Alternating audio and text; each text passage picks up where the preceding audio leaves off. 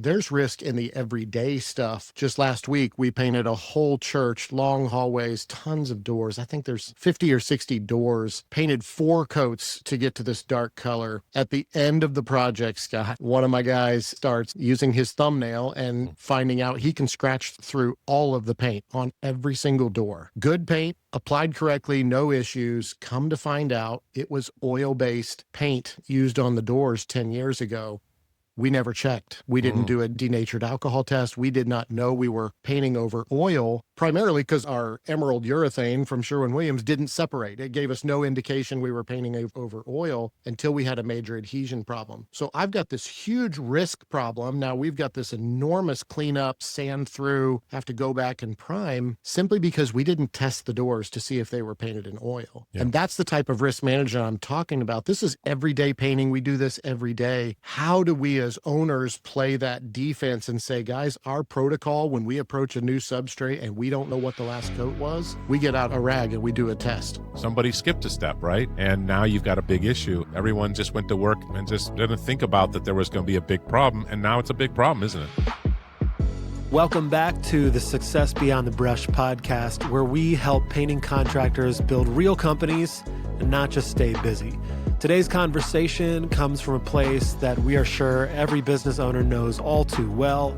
It's that season where it feels like everything's breaking. You have safety issues, there's missteps, insurance gaps, maybe a little bit of financial exposure. And not because you're reckless, but because growth just naturally increases risk. So in this episode, Scott and Mark are going to unpack what real risk management looks like for contractors. Not fear-based decision-making, not shutting down your momentum, but putting in place the systems, the protocols, even some protections in, so no one mistake turns into a business-ending event. So if you've ever felt like you're playing defense after getting hit from every single angle, then this episode is for you. Let's dive in. So there's seasons in business, right? And I'm in this season right now where I feel beat up from just thing after thing that has gone wrong in my business. And if I'm being honest, it probably is over a 9 to 10 month period. But inside, it feels like it all happened last week. And I feel like this enormous weight that we have just been bombarded. And we'll get into some of those conversations. But I wanted to talk a little bit today and get your thoughts on this idea of risk management, right? How do we as owners play defense and be protective in our companies without being this scared mom who's always not letting her kids play outside and we don't stray too far?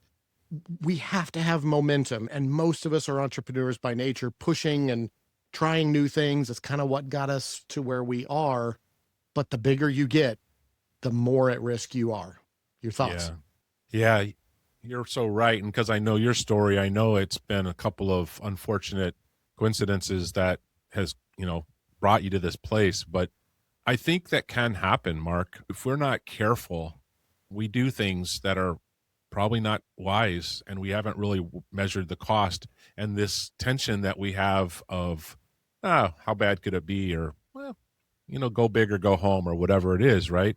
I love that. I'm like you. Let's go. We'll figure it out later. No. You need to temper that with some sensibility. And I think that in the simplest terms in painting, especially when you're thinking about house painters or repaint, you don't think about somebody could die here or, right. What's the worst that's going to happen? You sand something and you do it over. You don't think about a catastrophic failure or a catastrophic event. Right. And I'm not saying that's the way you should walk out the door every day, but I think that you should always take a moment or at least have someone on your team that has the sensibility to manage, as we're calling, the risk of everything we're doing. And that can often come in the form of the risk of expansion. Yeah. And I want to be careful because this topic could go several different ways. We're not exactly talking today about diversification or whether you should get into this entire new avenue of business or something that you're not familiar with. But to your point, there's risk in the everyday stuff of what we do. Just last week, we painted a whole church, long hallways, tons of doors. I think there's 50 or 60 doors, painted 4 coats to get to this dark color. At the end of the project, Scott, one of my guys starts using his thumbnail and finding out he can scratch through all of the paint on every single door. Good paint, applied correctly, no issues. Come to find out, it was oil-based paint used on the doors 10 years ago. We never checked. We didn't do a denatured alcohol test. We did not know we were painting over oil, primarily because our emerald urethane from Sherwin-Williams didn't separate. It gave us no indication we were painting over oil until we had a major adhesion problem. So I've got this huge risk problem. Now we've got this enormous cleanup, sand through, have to go back and prime, simply because we didn't test the doors to see if they were painted in oil. Yeah. And that's the type of risk management I'm talking about. This is everyday painting. We do this every day. How do we as owners play that defense and say, guys, our protocol, when we approach a new substrate and we don't know what the last coat was, we get out a rag and we do a test. Yeah. You and I are old enough to know better, but that's a pretty straightforward protocol that we would have thought thoroughly about 10 or 15 years ago. Not so much today. And somebody skipped a step, right? And now you've got a big issue. And at the beginning of this day, everyone just went to work and just didn't think about that there was going to be a big problem. And now it's a big problem, isn't it? It sure is. I guess I'm just, because I'm in this season right now of feeling like I'm being pelted by all these things, I'm in such a defensive state of mind. How do I teach those safety protocols? That's the ladder we climb every single day. The guy knows how to do it. He's done it 1,000 times. But in some ways, that actually makes him the most dangerous person to climb that ladder because he's not thinking about safety. Well, I do think there's a few things that people should think about and at least investigate to stack some of this in their favor. The first thing I'll just kind of hit on is a good insurance agent and understand your risk in that manner. I think it's all too often that people are using their local State Farm or whatever, and that's a person that traditionally is really doing personal lines or doing auto and home and life or whatever. And of course they can write contractor insurance. Without question they can. And I'm not saying that the insurance agents aren't qualified to do so, but they're not typically doing day in, day out contractor or business insurance. So when you have a claim or an issue, I have heard so many times people say, I was improperly insured. I was underinsured. I was not insured for that. Right. And so the first thing I would say is go find a proper business insurance, one preferably that actually specializes in contractors. Federated Insurance is one that I think a lot of. They write only businesses. They don't do any consumer lines. But, I can't speak to their rates will be good for you or not in your area, but they are focused on businesses like you, and they can give you advice. So are you insured for all of the things that you do? Are you underinsured, overinsured, or properly insured? And one of the things that we've seen several times recently, which is a little bit interesting, is pollution insurance. Yeah. We've had some people that we know have some claims because of contamination, one of lead, which is not uncommon in our industry. The contamination was not covered because there was no insurance for it. And then another one that we are aware of that had some asbestos issues, of course, unforeseen, and it was known that it might be an issue, and it was handled very carefully, but the wrong person got involved and it became an issue. And again, no pollution insurance. So if you're going to do certain work, your insurance agent needs to advise you as to your options. And then you can make some decisions as to if it's cost prohibitive, then you need to understand that and just turn some of that work away. But you can't just go about your business hoping for the best every day, because that's what happens. It's not for the best case scenario. It's for the worst case scenario. And are you covered for it? But that's how I would approach those conversations with my insurance carriers. I always looked at them as salespeople. They're going to come in and ask a bunch of questions about my business so they can sell me more stuff. And I played those conversations defensively. And the truth is, I wish I would have listened. I was trying to sugarcoat and whitewash, we don't do much carpentry. We're hardly ever on a ladder. You want to downplay it because I don't want to pay more than I have to. When the truth is, that guy could have helped me a ton had I been honest with him. And he says, oh, you do epoxy floors, you get into major grinding, we might want to look at some additional lines to make sure you're covered, because boy, it cost me big time. The other thing is getting more information depending on your state. We have clients that have businesses in states where the exterior work comp is different than the interior work comp, and they didn't separate out their payroll that way because they didn't know. And so they get to their audit and they're like, well, your payroll's not broken out, so we're going to allocate all your payroll to the higher rate, right? So it's a person that didn't think to ask or educate the contractor. Here's what you need to do. I'm telling you now, here's how to successfully set this up. So managing that risk and asking the right questions and having the right people can be very important, because the costs can easily be, I don't know, it could be $100,000, no questions asked, if something happens to someone or something that you don't have coverage for. Well, if this episode is hitting close to home, you are not alone. And you don't have to figure this stuff out on your own. At Consulting for Contractors, we're here to help painting contractors identify risk before it becomes a crisis. From your insurance and safety systems to financial exposure and operational structure. If you want clarity, protection, and confidence as your business grows, head to consultingforcontractors.com to learn more. We offer all of these things and more. And now for the rest of the episode with Mark and Scott. We would do a disservice if we didn't at least touch on the subject of safety, which is huge when you think about from an OSHA perspective, from an EPA perspective, especially being in the coatings industry. But the conversations that I have with other contractors again and again reveal they're pretty much doing what we are, which is minimal at best.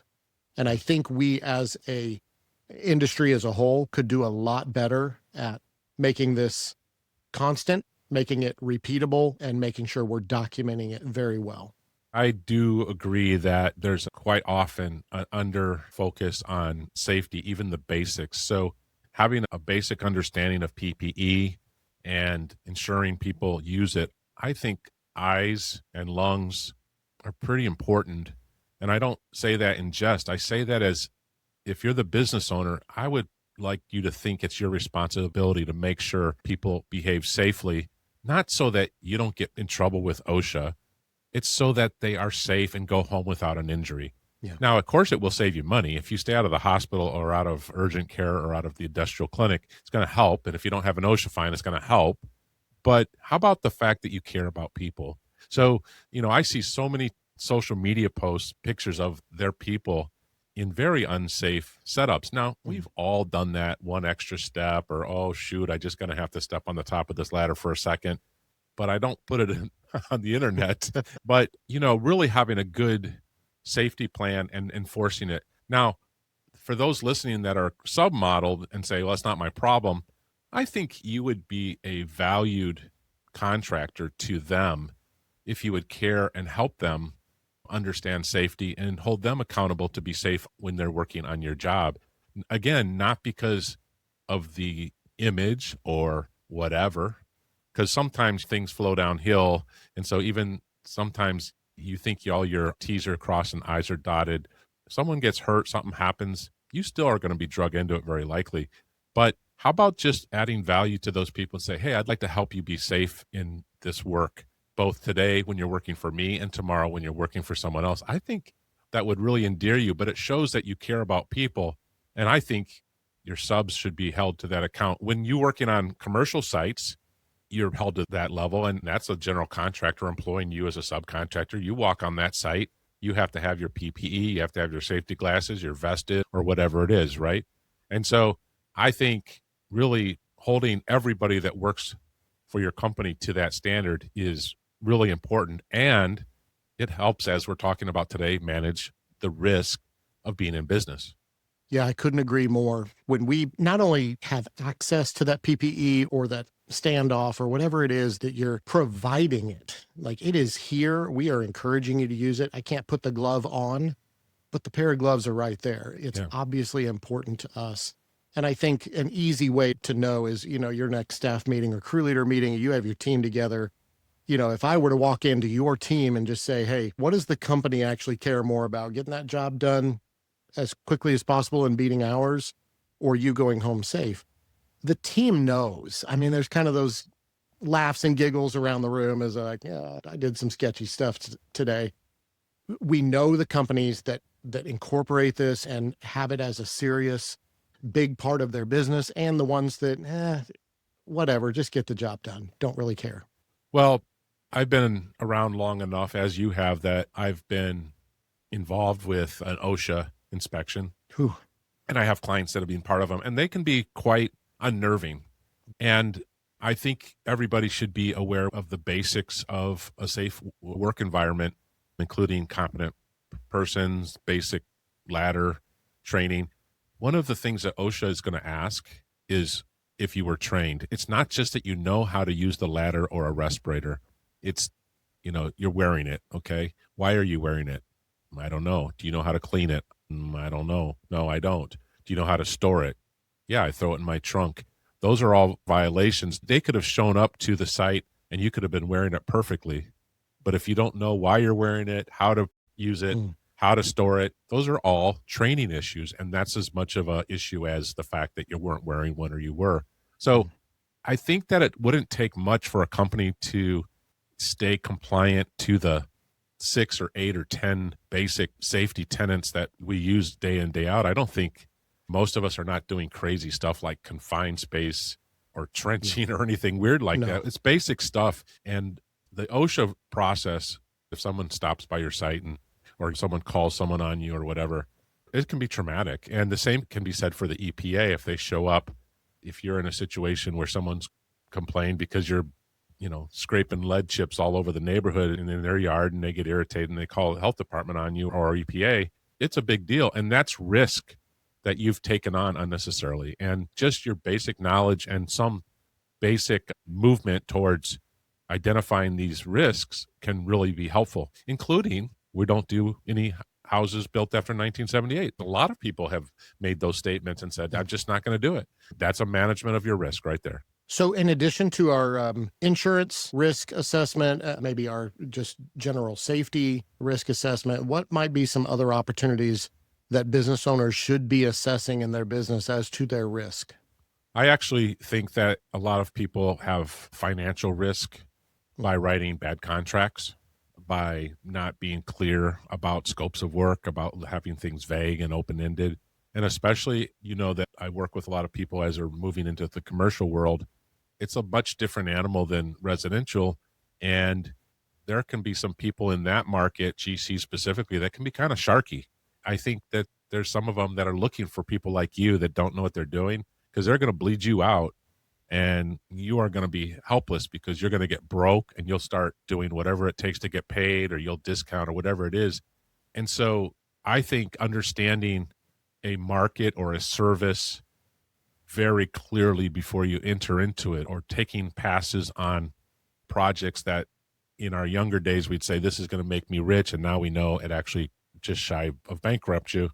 But to be clear about your capacities and your abilities, and only pursue things that are within your ability to weather a catastrophe, right? So if you didn't get paid at all from this job or whatever, would it crush you? No, I think we could survive. It wouldn't be great, but we could.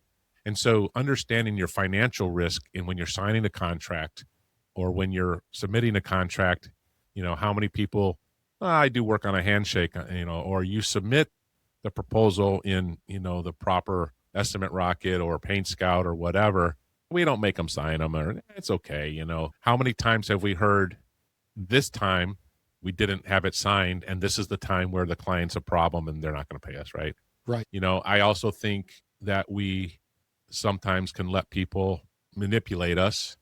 And so I think there's a lot of financial risk that you have to be clear about and understand that proper tension between customer service versus being patient for payment, and when to know when to go hard. I know that, for instance, a lot of people let their lien rights expire or don't execute their lien rights because they're just hopeful it's going to work out, and it doesn't, because it gets so far past that they have no recourse except to sue someone. And if you're a corporation, then you're going to have to hire an attorney, and it's not a small claims thing, right? You're going to have to do the whole thing. And there's just, most attorneys are going to say, there's not enough money here for you to pay me and pay yourself if we win, even if we win. So your financial risk is really something to continue to be thinking about. Now, again, I don't think you should be scared of it. I think you should be sensible about it. And I think anything that we're talking about today could be taken to an extreme to where the owner is simply sitting in his office in the fetal position, scared to make a move about anything. And certainly that's not what we're talking about. Yeah. But my experience when talking to fellow business owners is we tend to be entrepreneurs. We tend to be momentum gatherers and pushers and doers. And the risk of that is that sometimes we are not often weighing properly the risk, either financially or safety or insurance coverage or manpower coverage. There's all kinds of risk that we tend to downplay in order to keep that momentum. And it needs to be. Maybe there's always going to be a rub. The point of today's conversation is simply to bring back that there is a lot of risk, and especially at scale. The more people we have working, the larger the contract, the bigger the numbers get, our risk significantly goes up, which, by the way, is why our reward should be greater as well. Yep, because our risk has increased, and how well we manage that risk and take it seriously and think through those will determine our success, I believe. I agree with you wholeheartedly, and I think the right thing to do would be just take a quick census, make sure that all of the things that we've talked about are covered in your business. If any of these helped you, then we'd say it was a good use of our time. Appreciate the conversation, Mark, as always. Of course. Good talking to you. Talk to you next time. Well, that does it for our episode today. Risk is part of entrepreneurship, but unmanaged risk is optional. The bigger your company gets, the more intentional you ought to be about safety, insurance, contracts, systems, all those things that introduce risk into your company. Not to slow that growth, but to sustain it in a way that is going to benefit you in the long run. So thanks for listening to Success Beyond the Brush. If today's conversation helped you at all, or it helped you rethink how you're going to protect your business, share this episode with another contractor who might need to hear it, or even better yet, go to consultingforcontractors.com. That's consulting, the number 4, contractors.com. Check out our resources on there, or even schedule a free discovery call with Scott to maybe get a little bit of better picture of what your risk looks like in your business. Thanks again, and we'll see you in the next one.